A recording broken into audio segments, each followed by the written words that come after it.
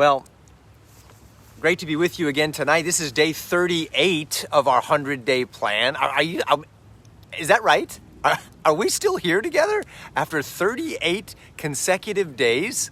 Yes, we are. And I'm proud of all of you who have been joining in, maybe not every night, but at least for the nights that you are able to. That's wildly encouraging to me. And I know that God is going to honor your prayers and your commitment and your effort to learn the things that we're talking about and to share them with your kids and with your friends, with your family, the very best that you can. I have the benefit of having this book, The American Covenant, The Untold Story, with me. So I get to go back and review this and study this every day before our times together. And I know you don't have it yet. Some of you may have gotten a paperback copy, but a better updated edition is coming. I saw the new cover picture of it. It's absolutely gorgeous. It's going to be a family heirloom that you're gonna love when you get a hold of that. So just hang in there. It's coming as soon as I can get Dr. Marshall Foster to get it all ready for you. So I was recently talking with my son, James. He's 17 years old, and we were driving in the car, and along the way, I just thought I'd strike up a conversation by asking him if he had any heroes. I said, do you have any heroes? Heroes are important. And I said, who are some heroes you can think of, besides your dad? Besides your dad. He said, very funny, Dad. And he mentioned three people. He said, Zach, your assistant. He said, Zach is probably he just has such a great attitude. He's one of the kindest men I think I've ever met. And he's always so eager to do whatever he needs to do. And he's such a hard worker. I appreciate that about him. I said, yeah, I do too. And then he also mentioned his history teacher in high school, Mr. Busta. I said, what is it about Mr. Busta? He said he loves his wife so much. He talks about Jenny and loves her with such a devotion and sincerity and passion. He said, it's almost embarrassing, Dad, but you know what? It's memorable. I said, that's so great. That is the stuff heroes are made of. And he said, and then really smart people who can speak well and they use their debating abilities to stand up for what's right and what's true. And I said, James, well done. Those are the things that heroes are made of. And it made me think that most of these, in fact, all of these people that James was talking about also share an incredible quality, which is the fear of God, which the Bible says is the beginning of wisdom. They have a deep love for God. They love the Lord, their God, with all their heart, mind, soul, and strength. And they understand that their first responsibility is to love their family and to be thankful. And in whatever they do, to do it with all their heart, as though they were serving God himself. I'm so glad these principles are sinking into his heart. And I continue to pray as you do that our children live out these principles in their own life. We've been talking about heroes of our faith and heroes of our country through these 37 days that we've been together. And we've been talking about guys like Governor William Bradford and John Winthrop. He was the founding father of the forefathers, the one who talked about America being a shining city upon a hill. And he took that from Jesus and the teaching that Jesus gave in the Sermon on the Mount, I believe it was. And by remembering these stories, these inspiring heroes, Dr. Foster reminds us of what great things God can accomplish through self-governing members of the family of faith. There's no limit to what God can accomplish through a mom and a dad, a child, a grandparent, who sees their identity rooted in being a child of God here on earth to play the role that God has assigned for you with passion and with courage and with integrity, accomplishing God's purposes, knowing that the end of the story is worth all of the trouble and the difficulty and the cost right now. He goes on to say, it's by these heroes and by their character and what they did from all different areas and with diverse backgrounds of faith that self-government was established in America.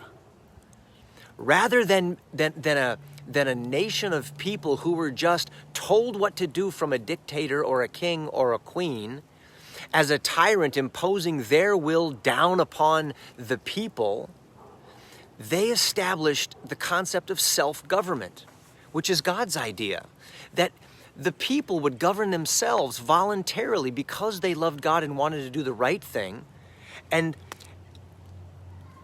they were able to accomplish something that was unheard of in their day. And that is they set up civil government, or you could say politics, that was of a form where nobody was above the law. In fact, the people, would not have to obey any law that they themselves didn't agree to, that they didn't consent to. They wouldn't have to obey a leader that they didn't consent to and elect by their own free will. That's amazing. That's unprecedented in history. You always had a king, you had a warlord, you had somebody who came in and overthrew the governing power and then set up their authority and made all of the people obey. No, these self-governing members of the family of faith said, we're going to elect people of character, and then we will voluntarily submit ourselves to their guidance and to their government, and we will elect those who will make laws that we will consent to. That's amazing, and that's the privilege that we've had here in the United States. And this happens when we understand our history, and that's what we've been talking about. History is not just long, boring paragraphs about loads and loads of dates and dead guys. History is his story. From the very beginning in the creation of the world through to where we are today and where we are continuing to go in this great play that's being enacted on the greatest stage in all the world. And you and I are characters in it. And we're in the middle of that play right now. And we need to appreciate the author of the script and want to accomplish his purposes. He goes on to say we need to become active, self-governing members of the family of faith. That means we can't be lazy. The only way that we're going to sustain the liberties that we have, the only way that we're going to turn our nation from moral and spiritual decline is for us to be active spiritually, active intellectually, active politically. We can't get lazy. We can't start melting into the couch and just watching the media talk to us about how bad things are and hoping that somebody else is going to fix it. We've got to become fit, self-governing members of the family of faith in our homes, in our schools, and in our churches, and in all forms of civil government. Make sure that you're in charge of the education of your children. Make sure that you are in full support of what your kids are learning as they grow up. Someone once said, if we send our children to Caesar, we shouldn't be surprised if they come back Romans. And if we send our children to schools that teach them things that undermine the faith that you and I want them to have, we shouldn't be surprised when they come back pagans. We need to be active and participate in all forms of civil government, Dr. Foster says. Can you imagine if you had the opportunity to go back in time and participate in choosing the leaders of the government in Russia back in 1915, before the Russian Revolution? Could you imagine the lives that would have been saved if there was good government in place, healthy government in place, and the tragedies hadn't happened? Could you imagine if you were able to go back and participate and ensure healthy government in Germany in the 1930s? Can you imagine the good that could be done?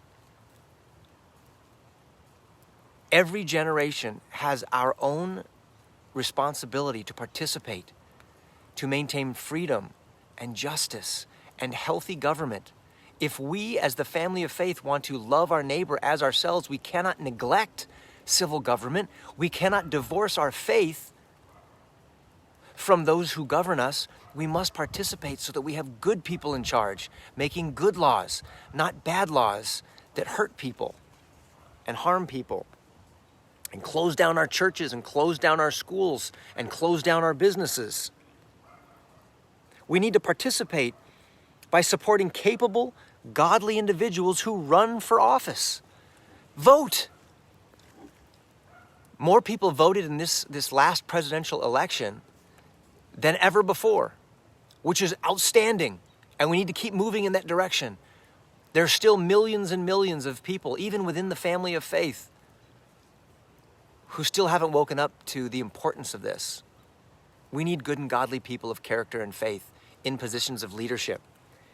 And he says, to lend your own talents to this field if the Lord so leads you. Maybe you should run for office. Like Heidi St. John.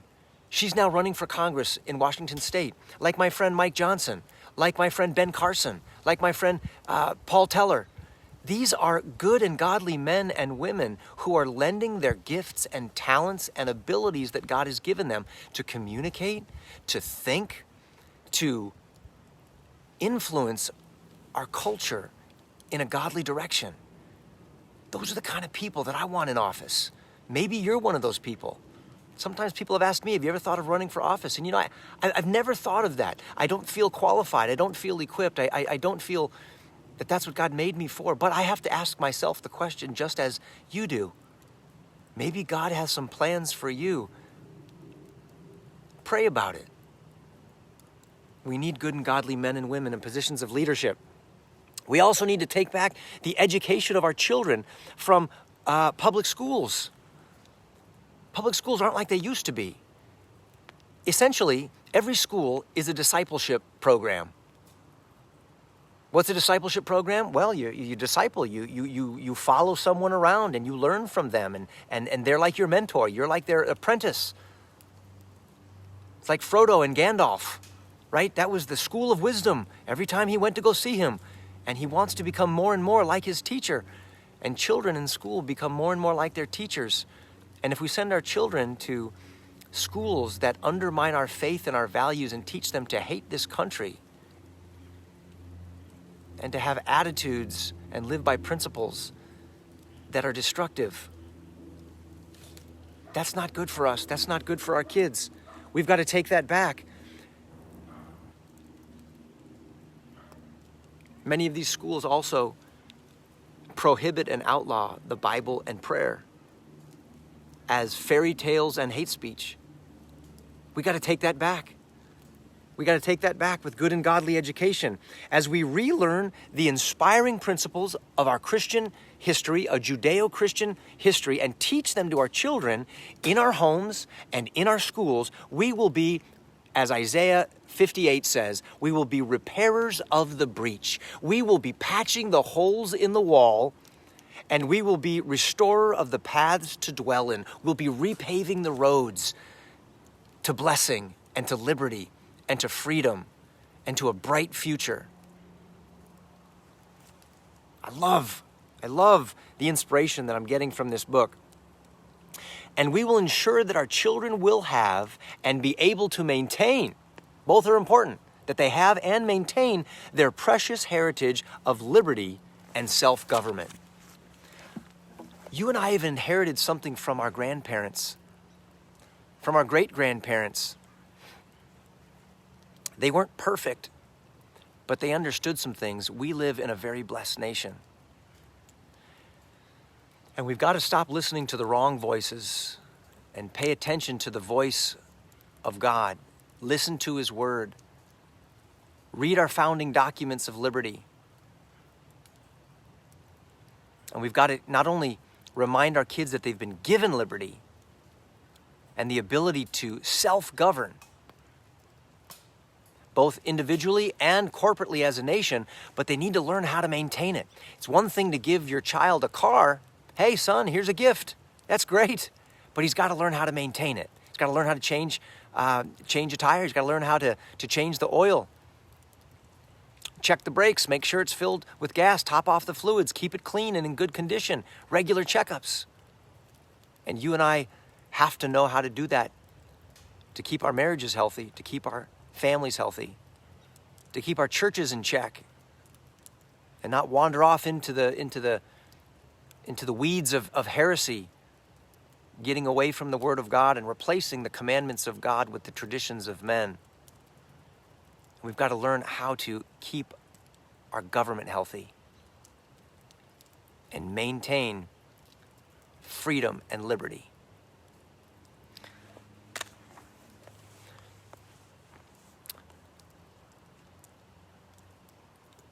Your kids are looking up to you to be a hero, a person with a great attitude who loves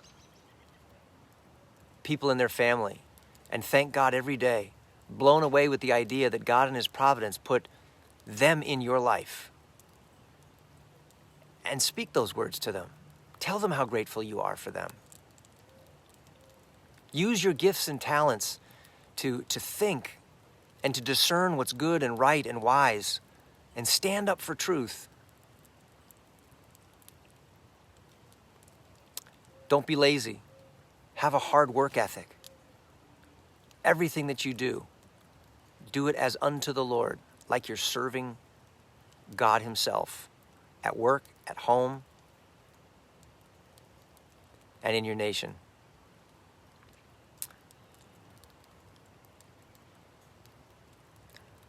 I'm so thankful for you. I'm so thankful for your prayers. Would you please keep praying for my mom? I'm going to be praying for her for the rest of this evening, and I'll be reading through your prayer requests as well. God bless you. See you tomorrow night.